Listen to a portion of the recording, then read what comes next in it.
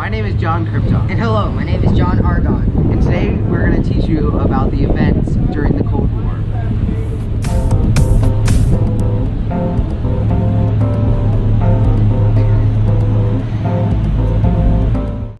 The Cold War began after World War II when tensions between the US and the Soviet Union began to crumble. This happened because the Soviet Union started to spread communism and the US wanted to keep it contained in the USSR. The war began around 1945 and ended around 1996. The Korean War was the first major conflict of the Cold War, caused by the Soviet Union trying to spread communism. The Korean War lasted from 1950 to 1953 and created North Korea and South Korea. The next major conflict was the Vietnam War. The Vietnam War went from 1954 to 1975 and was another byproduct of the Cold War.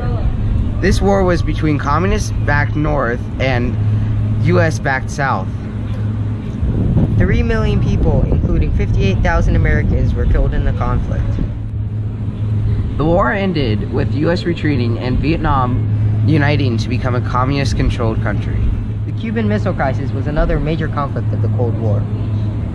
It began when the Soviet Union exported missiles to Cuba. It lasted for 13 days and ended with the US promising not to invade Cuba and for the Soviet Union to take back their missiles. Nuclear missiles were a big threat during the Cold War. Many businesses and schools used drills to prepare their students or employees for a possible nuclear blast. Let's go to the thought bubble for an overview of these drills.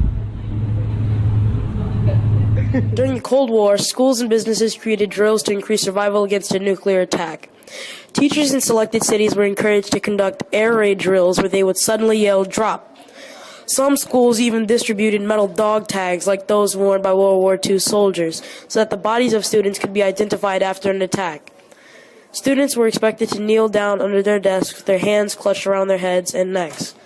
At the time, not much was generally known about the effects of radiation sickness and radioactive fallout away from ground zero of a nuclear blast. The resulting explosion of this fission reaction was the equivalent of at least 15,000 tons of TNT.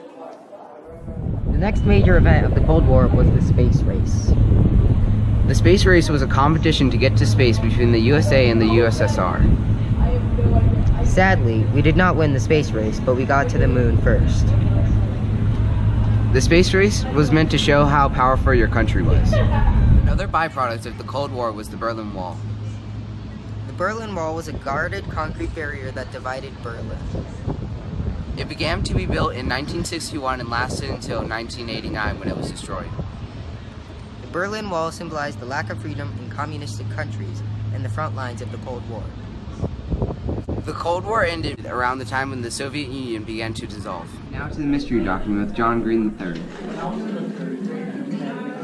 Oh boy. In the long history of the world, only a few generations have been granted the role of defending freedom in its hour of maximum danger. I do not shrink from this responsibility, I welcome it. I do not believe that any of us would exchange places with any other people or any other generation. The energy, the faith, the devotion which we bring to this endeavor will light our country and all who serve it. The glow from that fire that can truly light the world.